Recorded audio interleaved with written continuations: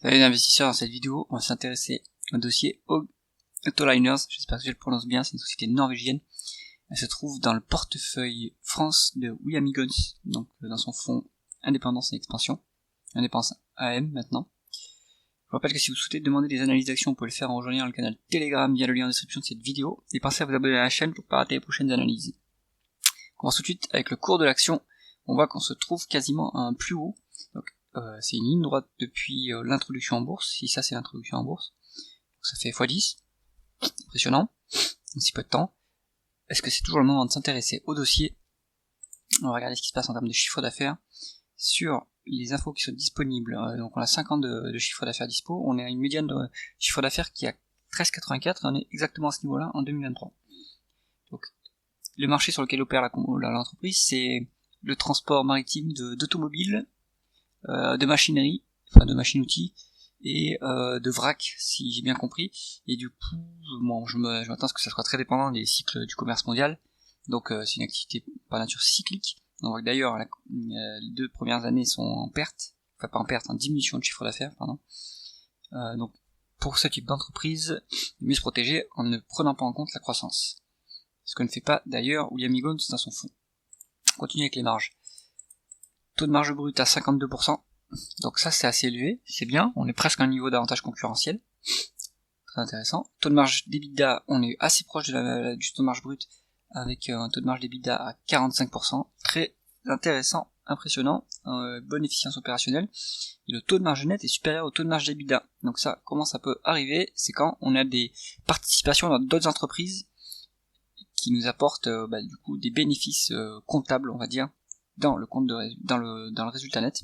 Donc là-dessus, il faut regarder quelles sont les participations que détient cette entreprise, et est-ce que ces entreprises-là vont aussi pouvoir continuer à délivrer une croissance des capitaux propres et une croissance des bénéfices, du coup, qui se reflèterait dans le résultat net de ces entreprises-là.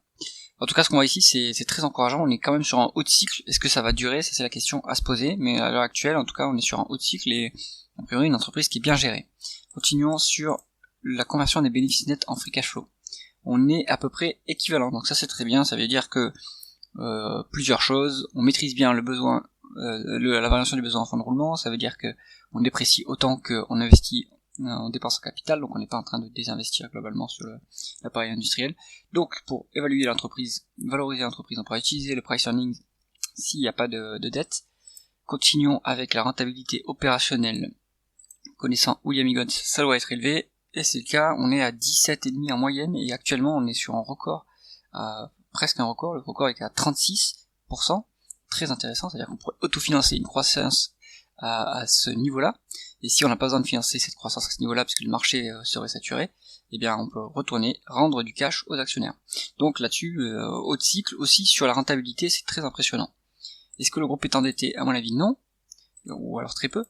C'est le cas, on est très peu endetté, et on a dû se désendetter actuellement, donc à quoi sert la dette? J'imagine c'est pour faire des dépenses en capital, ou c'est pour faire des acquisitions, mais on pourrait s'autofinancer, donc en fait on n'a pas besoin de dette.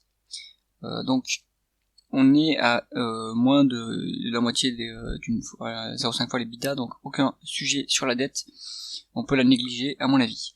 Est-ce que on est bien traité quand on est actionnaire de cette entreprise? On voit qu'il commence à verser des dividendes en 2022, un léger dividende à 15 millions de dollars. Actuellement on est à 666 millions de dollars.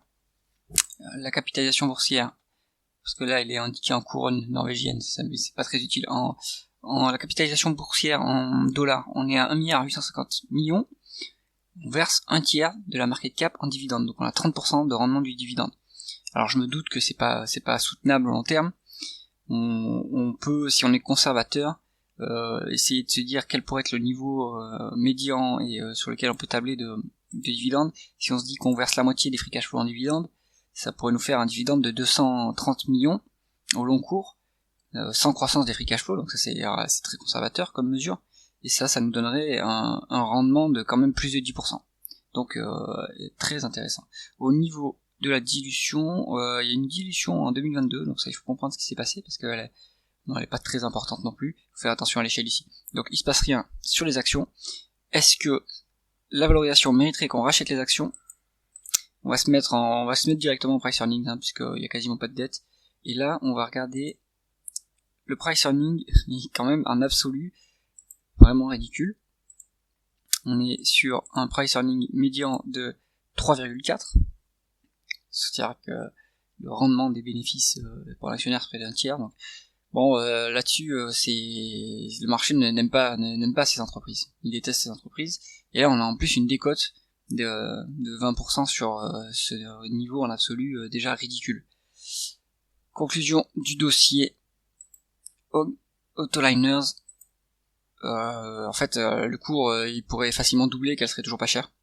En plus, on a les dividendes, donc ça va être cyclique. Et en fait, pour l'instant, l'entreprise a l'air d'être immunisée au cycle, donc immunisée du cycle, donc elle subit pas du tout son cycle et elle arrive à dégager des free cash flow ou des bénéfices, puisque c'est la même chose sur cette entreprise, record, et elle en rend une bonne partie aux actionnaires, ce qui permet de, en fait, si on détient cette entreprise, vu qu'on verse un tiers de la cap en market cap en dividende, en 3 ans on a amorti son prix d'acquisition, et le reste c'est quasiment de l'enrichissement gratuit, on va dire. Donc c'est très impressionnant comme dossier.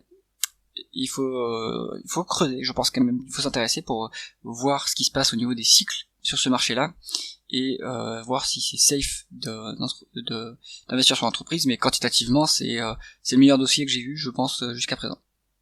C'est tout pour cette analyse. Si vous avez aimé cette vidéo, mettez un like et pensez à vous abonner à la chaîne. À bientôt.